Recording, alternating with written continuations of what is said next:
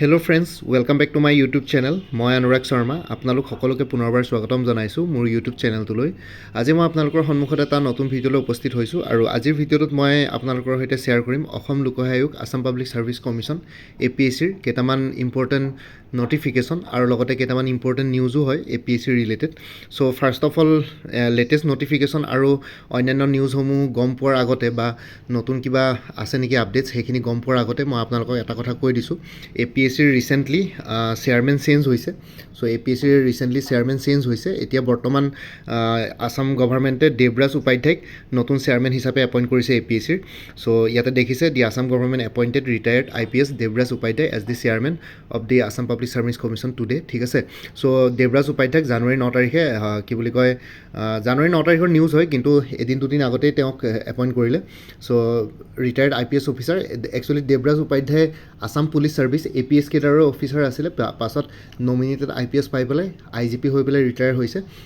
তেওঁ actually Assam police service APS কেডাৰৰ officer আছিলে, কিন্তু নমিনেটেড IPS পালে, IPSলৈ প্ৰমোশ্যন পাই পেলাই IGP হৈ পেলাই ৰিটায়াৰ হ'ল। দেৱৰাজ উপাধ্যায় এতিয়া বৰ্তমান APSCৰ নতুন চেয়াৰমেন। আৰু লগতে দুজন মেম্বাৰক নতুনকৈ এপইণ্ট কৰা হৈছে, IAS ভাস্কৰ ফুকন আৰু ACS মৃগেশ নাৰায়ণ বৰুৱাক নতুনকৈ মেম্বাৰ্ছ হিচাপে ইয়াতে এপইণ্ট কৰা হৈছে APSCৰ কমিশ্যনত, আছাম পাব্লিক ছাৰ্ভিচ কমিশ্যনত। আৰু লগতে আগৰ যোনজন চেয়াৰমেন আছিলে আপোনালোকে গম পাইছিলে, ভৰত ভূষণ দেৱ চৌধুৰী। তেওঁ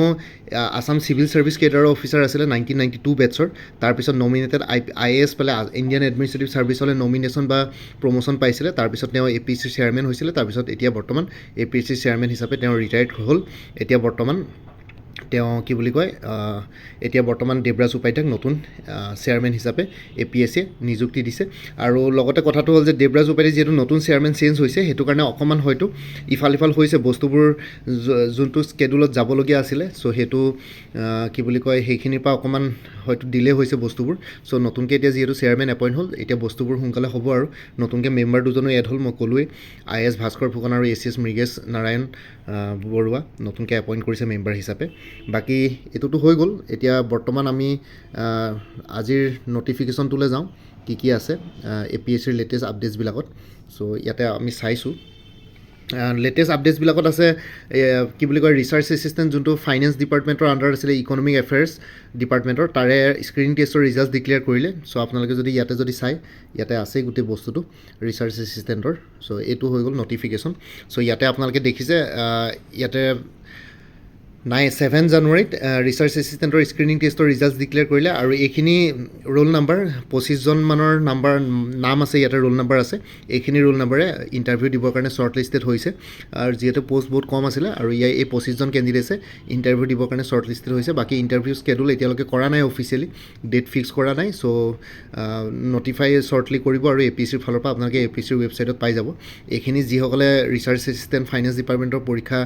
OMR বেছ স্ক্ৰিনিং টেষ্টটো ক্লিয়াৰ কৰিলে তেওঁলোকলৈ অভিনন্দন থাকিলে, বাকী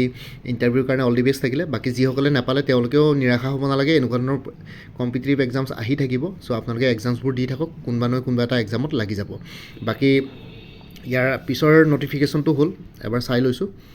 ইয়াৰ পিছৰ নটিফিকেশ্যনটো হ'ল notification regarding interview viva post for the post of motor vehicle inspector under transport department Assam. ঠিক আছে, MVI বিলাকৰো ইয়াতে ইণ্টাৰভিউৰ স্কেডুল কৰা হৈছে অফিচিয়েলি। চ' ইয়াতে মটৰ ভেহিকুল ইনস্পেক্টৰৰ ইণ্টাৰভিউ কেতিয়া আছে আমি চাই লওঁ। চ' মটৰ ভেহিকুল ইনস্পেক্টৰবিলাকৰ ইণ্টাৰভিউৰ ডেট হ'ল 27, 29 and 30 জানুৱাৰী 2025। ঠিক আছে, 27, 29 আৰু 30 জানুৱাৰী 2025 বৰ্ষত তেওঁলোকৰ interview viva post date fix কৰা আছে। ৰিপৰ্টিং টাইম ৰাতিপুৱা 9টা বজাত। আৰু কি ডকুমেণ্টছ লাগিব এতিয়া লিখা আছে, HSLC, HS admit card, marksheet, pass certificate as a proof of age. ঠিক আছে, এইখিনি বস্তু আপোনালোকে এবাৰ চাই ল'ব কি ডকুমেণ্টছ লাগে যিসকলে মটৰ ভেহিকুল ইনস্পেক্টৰ ইণ্টাৰভিউ দিব যাব। মই এই ভিডিঅ'টো অলপ চমু কৰিছোঁ, কাৰণ বাকী আৰু বহুত ইম্পৰ্টেণ্ট কথা ক'বলগীয়া আছে। আৰু দ্য ইণ্টিমেশ্যন লেটাৰ, ইণ্টাৰভিউৰ যিখিনি ইণ্টিমেশ্যন লেটাৰ আছে সেইখিনি 21 জানুৱাৰীৰ পৰা আপোনালোকে কমিশ্যনৰ ৱেবছাইট www.apsc.nic.in ত পাই যাব। ঠিক আছে, ইয়াতে আপোনালোকে চেক কৰিব, APSCৰ অফিচিয়েল ৱেবছাইট, তাতে আপোনালোকে পাই যাব। চ' এইটো হৈ গ'ল। এতিয়া আকৌ ইয়ালৈ আহিছোঁ। ইয়াতে আৰু এটা আছে, আপোনালোকে কম্পিউটাৰ অপাৰেটৰ দেখিছে নটিফিকেশ্যন আছে, এপইণ্টমেণ্টৰ মেডিকেল চাৰ্টিফিকেটৰ ইয়াতে আণ্ডাৰটেকিং এফিডেভিট, এই 3টা ছেকশ্যন দিয়া আছে। ইয়াতে ক্লিক কৰিলে মানে যিসকলে কম্পিউটাৰ অপাৰেটৰ পৰীক্ষা ক্লিয়াৰ কৰিছিলে তেওঁলোকৰ এতিয়া বৰ্তমান মেডিকেল চাৰ্টিফিকেটৰ দৰকাৰ পৰিব, আণ্ডাৰটেকিং এফিডেভিট, সেইখিনি বস্তু ইয়াৰ পৰা লৈ ল'ব পাৰিব। ঠিক আছে, বাকী এইখিনি বাৰু পুৰণা নটিফিকেশ্যন, এইখিনিত গৈ লাভ নাই। আৰু যিসকলে অনলাইন এপ্লিকেশ্যন কৰিবলৈ বাকী আছে assistant director in the director of town and country planning so' এইটো আপোনালোকে এপ্লাই কৰিব পাৰে যিসকল এলিজিবল আৰু ইণ্টাৰেষ্টেড কেণ্ডিডেটছ আছে বাকী জুনিয়ৰ এডমিনিষ্ট্ৰেটিভ এছিষ্টেণ্ট APSC JAৰ চাগে অনলাইন এপ্লিকেশ্যন কমপ্লিট হৈ গ'ল যোৱাকালি বাকী ফি পে'মেণ্টৰ ডেট চাগে আজিলৈকে আছে আপোনালোকে ফিটো পে'মেণ্ট কৰি দিব আজিকালিৰ ভিতৰলৈকে আছে চাগে চ' সেইকাৰণে ফি পে'মেণ্ট কৰি দিব আৰু আপোনালোকৰ মনত চাগে এতিয়া এটা প্ৰশ্ন আহিছে যে নেক্সট কি বুলি কয় বাকী এক্সামছবিলাক কেতিয়া ডিক্লেয়াৰ কৰিব like tourism development officer CDPO ঠিক আছে টুৰিজিম ডেভেলপমেণ্ট অফিচাৰ আৰু CDPO দুইটা এক্সামতে আপোনালোকৰ ডেছক্ৰিপটিভ পেপাৰ আছিলে ঠিক আছে ডেছক্ৰিপটিভ পেপাৰ যিহেতু আছিলে দুইটাতে চ' ডেছক্ৰিপটিভ পেপাৰ থকাৰ কাৰণে হয়তো চাগে স্ক্ৰুটনি কৰোঁতে বা চেকিং কৰোঁতে অলপ টাইম লাগিছে চ' সেইটো কাৰণে আৰু লগতে এতিয়া নতুন চেয়াৰমেন এপইণ্ট কৰিছে চ' সেইটো কাৰণে সোনকালে চাগে ডিক্লেয়াৰ দিব আৰু চ' ডেছক্ৰিপটিভ পেপাৰে এতিয়া লাহে লাহে বস্তুবোৰ ডিক্লেয়াৰ হৈ গৈ আছে মটৰ ভেহিকুল ইনস্পেক্টৰ আছিলে কি বুলি কয় ৰিচাৰ্চ এছিষ্টেণ্ট আছিলে সেইবিলাকৰ পৰীক্ষাৰ ৰিজাল্টছ দিবলৈ বাকী আছিলে চ' সেইখিনি দিলে এতিয়া লাহে লাহে গৈ আছে ষ্টেপ বাই ষ্টেপ আৰু আপোনালোকে অলপ পেচেঞ্চ ৰাখক চ' লাহে লাহে গোটেইখিনি হ'ব বাকী এনফৰ্চমেণ্ট ইনস্পেক্টৰ আৰু এছিষ্টেণ্ট একাউণ্টছ অফিচাৰ এই দুটা পৰীক্ষাও বহুত দিনৰ পৰা পেণ্ডিং হৈ আছে এইকেইটা পৰীক্ষাও সোনকালে অনুষ্ঠিত কৰাৰ সম্ভাৱনা আছে কাৰণ জানুৱাৰী মাহত নহয় বাৰু জানুৱাৰী মাহত অলৰেডি স্কেডুল কৰা আছে বহুতখিনি এক্সামছ চ' সেইকাৰণে জানুৱাৰী মাহত পাতাৰটো সম্ভাৱনা মই কম দেখিছোঁ চ' ফেব্ৰুৱাৰী মাহত পাতিব লাগে পঞ্চায়ত ইলেকশ্যন থাকিলেও বা অন্যান্য কিবা থাকিলেও তাৰ মাজতো হয়তো চাগে কিবা কাৰণত কেইবাকৈ স্কেডুল কৰিব আৰু চ' ফেব্ৰুৱাৰী আৰু মাৰ্চ এই দুটা মাহত আপোনালোকে এক্সাম কি বুলি কয় যিহেতু যোৱা বছৰৰ এডভাৰটাইজমেণ্ট হয় এই দুটাই চ' যোৱা বছৰৰ এডভাৰটাইজমেণ্টবিলাক জেনেৰেলি ফাইনেন্সিয়েল ইয়েৰৰ এণ্ডিঙৰ আগতে 31 মাৰ্চৰ আগতে কণ্ডাক্ট কৰে জেনেৰেলি কিন্তু ক'ব নোৱাৰি APSCৰ কথা কি হয় কিন্তু তথাপিতো নতুন চেয়াৰমেন যিহেতু এপইণ্ট হৈছে চ' তেওঁ হয়তো গোটেইখিনি বস্তু সোনকালে কৰিব পাৰে চ' সেইটো কাৰণে আমি ৱেইট কৰিব লাগিব আৰু আপোনালোকৰ আৰু এটা কথা মনত আছে যে মনত আহি আছে যে APSCৰ কম্বাইণ্ড কম্পিটিটিভ এক্সামছন যোনটো আমি পপুলাৰলি আছাম চিভিল ছাৰ্ভিচ বা ACS এক্সাম কওঁ চ' সেইটো কেতিয়া আহিব এনেই জেনেৰেলি APSCৰ কম্বাইণ্ড কম্পিটিটিভ এক্সামিনেশ্যনৰ নটিফিকেশ্যন সাধাৰণতে ডিচেম্বৰ 20 তাৰিখ বা জানুৱাৰী 20 তাৰিখৰ ভিতৰত আহে কিন্তু এতিয়ালৈকে নতুন নটিফিকেশ্যন অহা নাই চ' নতুন চেয়াৰমেন যিহেতু এপইণ্ট কৰিছে চ' সোনকালে কম্বাইণ্ড কম্পিটিটিভ এক্সামিনেশ্যনৰ নটিফিকেশ্যন আহি যাব কাৰণ যোৱাবাৰো আপোনালোকে দেখিছিলে বহুতে এইবাৰ নাহে কৈ আছিলে কিন্তু পটককৈ জানুৱাৰী 12 তাৰিখে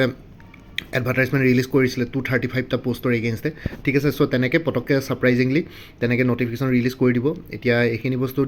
ইণ্টাৰনেলি হৈ থাকে আৰু বহুতখিনি এতিয়া ক'ব পৰা নাযায় কেতিয়া কি হ'ব কাৰণ যিমানখিনি শুনিছিলোঁ চ' সেইটোতো হ'ব লাগে জানুৱাৰী 20 তাৰিখৰ আগতে ওলাব লাগে কিন্তু আপোনালোকে অফিচিয়েল মেটাৰ্ছবিলাকতো ক'ব নোৱাৰে এতিয়া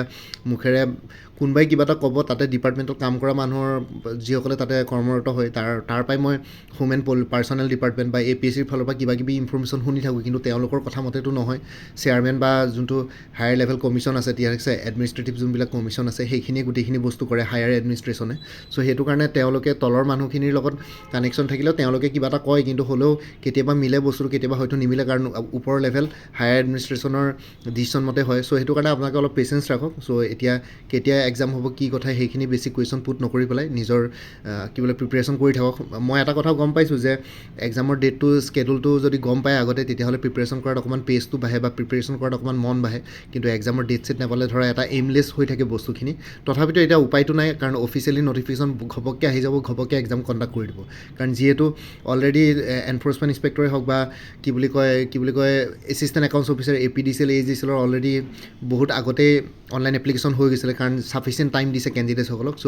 এক্সাম নটিফিকেশ্যন 10-15 দিনৰ আগতে দি পেলাই 20 দিনমানৰ আগতে দি পেলাই এক্সাম কণ্ডাক্ট কৰি দিব চ' সেইটো কাৰণে আপোনালোকে বৰ্তমান সাজু হৈ থকাটো উচিত আৰু লগতে APSCৰ কম্বাইণ্ড কম্পিটিটিভ এক্সামিনেশ্যনো যিহেতু গম পায় সকলোৱে চিভিল ছাৰ্ভিচৰ কাৰণে যিসকলে প্ৰিপেৰেশ্যন কৰি আছে নটিফিকেশ্যন এডভাৰটাইজমেণ্টৰ কাৰণে ৱেইট কৰি নাথাকে আগৰ পৰাই প্ৰিপেৰেশ্যন কৰি থাকে চ' সেইটো কাৰণে এডভাৰটাইজমেণ্ট দি পেলাই জেনেৰেলি মাৰ্চত পৰীক্ষা কণ্ডাক্ট কৰে হয়তো এইবাৰ এডভাৰটাইজমেণ্ট ৰিলিজ কৰি পেলাই সোনকালে এডভাৰটাইজমেণ্ট দেৰি হ'লেও মাৰ্চতে পৰীক্ষা কণ্ডাক্ট কৰি দিব চ' সেইটো কাৰণে আপোনালোকে সাজু হৈ থাকক ঠিক আছে চ' এইখিনিয়ে মই মোৰ ফালৰ পৰা এডভাইচ দিব বিচাৰোঁ কাৰণ মোৰ যিমানখিনি এক্সপিৰিয়েঞ্চ আছে চ' সেইখিনিৰ পৰাই মই কৈছোঁ গোটেইখিনি কথা চ' সেইটো কাৰণে আপোনালোকে সাজু হৈ থাকক এইখিনিৰ কাৰণে বাকী অন্যান্য আপকামিং এক্সামছবিলাক আহি থাকিব আৰু APSC এছিষ্টেণ্ট ইঞ্জিনিয়াৰৰ হয়তো এডভাৰটাইজমেণ্ট আহিব পাৰে আছাম হোমগাৰ্ড ছাৰ্ভিচৰ এডভাৰটাইজমেণ্ট হয়তো আহি যাব পাৰে ঠিক আছে এইটো বছৰৰ ভিতৰতে চ' তেনেকুৱা ধৰণৰ মাৰ্চৰ 31 তাৰিখৰ আগতে বহুত কিবাকিবি ইয়াতে এক্সামছ কণ্ডাক্ট কৰিব বা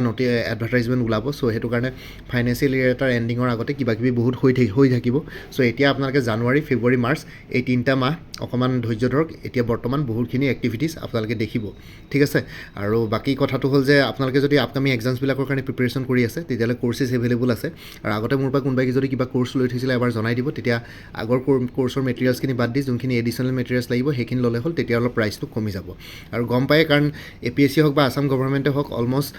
চিলেবাছটো একেই থাকে জাষ্ট কুৱেশ্যনৰ ডিফিকাল্টি লেভেল আৰু কুৱেশ্যন পেটাৰ্ণটো অলপ বেলেগ থাকে কিন্তু বাকী চিলেবাছ একেই থাকে সেইটো কাৰণে কৈছোঁ আগতে কোনোবাই কিবা কোৰ্চ লৈ থৈছিলে যদি জনাই দিব চ' ADRE 2025 বা 3.0 গ্ৰেড 3 গ্ৰেড 4 ফুল কোৰ্চ এভেইলেবল আছে 350 DSS DME আয়ুষৰ গ্ৰেড 3 ফুল কোৰ্চ এভেইলেবল আছে 350 APSC এনফৰ্চমেণ্ট ইনস্পেক্টৰ ফুল কোৰ্চ এভেইলেবল আছে plus model solve paper available আছে 400 ৰুপিছত আৰু যদি অকল এনফৰ্চমেণ্ট ইনস্পেক্টৰ ফুল কোৰ্চ কিনিব বিচাৰে 375ত এভেইলেবল আছে APSC এনফৰ্চমেণ্ট ইনস্পেক্টৰ মক পেপাৰখন উইথ এনচাৰ্ছ এভেইলেবল আছে 50 ৰুপিছত Guwahati হাইকোৰ্টৰ judicial এছিষ্টেণ্টৰ full course available আছে 375ত APSC assistant accounts officer APDCL AGCLৰ কাৰণে ফুল কোৰ্চ এভেইলেবল আছে জেনেৰেল ইংলিছ জেনেৰেল নলেজ আৰু মেথমেটিক্স ডেছক্ৰিপটিভ তিনিখন পেপাৰৰ ওপৰত 400ত আৰু একাউণ্টেঞ্চি যদি কোনোবাই কোৰ্চ ছাবজেক্ট হিচাপে ল'ম বুলি ভাবিছে তেতিয়াহ'লে এটা এক্সটাৰ্নেল লিংক শ্বেয়াৰ কৰিম সেইটো ফ্ৰীলি এভেইলেবল আছে ইয়াৰ কাৰণে মই কোনো প্ৰাইচ ইয়াতে নিৰ্ধাৰণ কৰা নাই সেইটো পাই যাব বাৰু কোৰ্চটো কিনিলে মানে চ' তাতে 3000 মান MCQs পাব উইথ এক্সপ্লেনেশ্যন বাকী ষ্টেটিষ্টিক্স আৰু মেথমেটিক্স ৰিলেটেড মোৰ তাত মেটেৰিয়েলছ নাই APSC জুনিয়ৰ এডমিনিষ্ট্ৰেটিভ এছিষ্টেণ্টৰ ফেজ 1 এক্সামিনেশ্যনৰ ফুল কোৰ্চ এভেইলেবল আছে জেনেৰেল ষ্টাডিজৰ ওপৰত আৰু ফেজ 2 এক্সামৰ কাৰণেও জেনেৰেল ইংলিছ আৰু প্ৰিচি ৰাইটিং ইয়াতে পাই যাব 400 ৰুপিছত আছাম পুলিচ SI কনিষ্টবল আৰু অন্যান্য পোষ্টসমূহৰ কাৰণে ফুল কোৰ্চ এভেইলেবল আছে 350 SI পৰীক্ষাটো হৈ গ'ল কনিষ্টবল আৰু অন্যান্য পোষ্টসমূহৰ পৰীক্ষা আছে চ' সেইখিনিৰ কাৰণে আপোনালোকে কোৰ্চ ল'ব পাৰে APSC ষ্টেনগ্ৰাফাৰ গ্ৰেড 2 যোনটো ৰিটেন এক্সামিনেশ্যন হ'ব সেইটোৰ কাৰণে ফুল কোৰ্চ এভেইলেবল আছে 300ত উইমেন এণ্ড চাইল্ড ডেভেলপমেণ্টৰ ষ্টেটিষ্টিকেল এছিষ্টেণ্টৰ ফুল কোৰ্চ এভেইলেবল আছে 350ত আৰু কাৰেণ্ট এফেয়াৰ্ছবিলাক মোৰ পৰা কোৰ্চ ল'লে লাইফ টাইমৰ কাৰণে পাই থাকিব তাৰ কাৰণে আপোনালোকে আকৌ বেলেগকৈ পে'মেণ্ট কৰিব নালাগে জাষ্ট প্ৰত্যেক মাহৰ ষ্টাৰ্টিঙতে এটা ৰিমাইণ্ডাৰ মেছেজ দিলে হ'ল এতিয়া বৰ্তমান কাৰেণ্ট এফেয়াৰ্ছ 2023 আৰু 2024 দুটা ফুল ইয়েৰ কভাৰ কৰা হৈছে 2 বছৰ বাকী এতিয়া জানুৱাৰী মাহটো কমপ্লিট হোৱাৰ পিছত ফেব্ৰুৱাৰী মাহত আপোনালোকে জানুৱাৰী মাহৰ কাৰেণ্ট এফেয়াৰ্ছো পাই যাব 2025 বৰ্ষৰ 2025ৰ চ' কোনোবা যদি ইণ্টাৰেষ্টেড কেণ্ডিডেটছ আছে তেতিয়াহ'লে এই হোৱাটছএপ নম্বৰটো মেছেজ কৰি জনাওক 9706557851 আপোনালোকক কোনটো কোৰ্চ লাগে কোৰ্চৰ কণ্টেণ্টছখিনি শ্বেয়াৰ কৰিম লগতে পে'মেণ্টৰ লিংক দি দিম পে'মেণ্ট কৰাৰ লগে লগে গোটেই কোৰ্চটো নিজৰ হোৱাটছএপত PDF ফৰ্মেটত পাই যাব ঠিক আছে কোৰ্চবিলাক PDF ফৰ্মেটত এভেইলেবল আছে আৰু লগতে কিছুমান এক্সটাৰ্নেল ৱেবছাইট আৰু ভিডিঅ' লিংকো দি দিম সেইবিলাক এক্সটাৰ্নেল হ'ব মোৰ নিজৰ নহয় PDFখিনি বাৰু কোৰ্চত থাকিব কিন্তু এক্সটাৰ্নেল লিংকছবিলাক মই কিছুমান ৱেবছাইট আৰু কি বুলি কয় ভিডিঅ'ৰ লিংকো দি দিম সেইখিনিও আপোনালোকে এক্সটাৰ্নেলি আপোনালোকৰ লিংক শ্বেয়াৰ কৰিম চ' ডেট আপোনালোকে সেইখিনিৰ পৰাও অকণমান আৰু অলপ বেছি এক্সট্ৰা কি বুলি কয় ছাপৰ্ট পাই যায় আৰু গোটেইখিনি বস্তু সেইটো কাৰণে শ্বেয়াৰ কৰিম কোৰ্চবিলাকৰ লগত আৰু বাকী ইয়াতে যোনটো হোৱাটছএপ নাম্বাৰ দি আছে এইটো অনুগ্ৰহ কৰি কল নকৰিব এইটো জাষ্ট হোৱাটছএপ মেছেজৰ কাৰণে এভেইলেবল কলৰ কাৰণে এভেইলেবল নহয় বাকী ভিডিঅ' ডেছক্ৰিপশ্যন আৰু কমেণ্ট ছেকশ্যন চেক কৰক তাতে কোৰ্চখিনিৰ কথা আৰু এবাৰ উল্লেখ কৰিছোঁ তাতে এবাৰ চাই ল'ব পাৰিব লগতে মোৰ আৰু এটা চেনেল আছে অসম আইকিউ বুলি সেই চেনেলটোৰ লিংকটো এই ভিডিঅ'টোৰ ডেছক্ৰিপশ্যনত শ্বেয়াৰ কৰিছোঁ আপোনালোকে সেইটো চেনেলো ছাবস্ক্ৰাইব কৰি ল'ব পাৰিব চ' ভৱিষ্যতলৈ এনেকুৱা ধৰণৰ কম্পিটিটিভ এক্সামছবিলাক দিয়াৰ ক্ষেত্ৰত আৰু অলপ এক্সট্ৰা গাইডেঞ্চ পাই যায় বাকী মোৰ ভিডিঅ'ছবোৰ চাই যদি ভাল পায় মোৰ চেনেলটো ছাবস্ক্ৰাইব কৰি ল'ব আৰু লগতে আপোনালোকৰ যিমানখিনি ফেমিলি ফ্ৰেণ্ডছ ৰিলেটিভছ আৰু চিনাকি এক্সপিৰিয়েঞ্চ আছে তেওঁলোকৰ লগত মোৰ চেনেলটো শ্বেয়াৰ কৰিব লগতে কমেণ্ট ছেকশ্যনত জনাব কিবা যদি কুৱেশ্যন থাকে ডাউট থাকে মই নিশ্চয় আপোনালোকৰ কুৱেশ্যনছ আৰু ডাউটছবিলাকৰ ৰিপ্লাই দিবলৈ চেষ্টা কৰিম বাকী ভিডিঅ' ডেছক্ৰিপশ্যন আৰু কমেণ্ট ছেকশ্যন চেক কৰক তাতে গোটেইখিনি কোৰ্চৰ কথা এবাৰ উল্লেখ কৰা আছে বাকী আজিৰ ভিডিঅ'টো ইমানতে সমাপ্ত কৰি আপোনালোক সকলোৰ পৰা বিদায় ল'লোঁ কাইলৈ পুনৰ এটা নতুন ভিডিঅ' লৈ আপোনালোকৰ সন্মুখত উপস্থিত হ'ম তেতিয়ালৈকে ভালকৈ প্ৰিপেৰেশ্যন কৰি থাকক সকলোৱে অল দি বেষ্ট থাকিলে bye take care friends Bharat মাতা কি জয় জয় আই অসম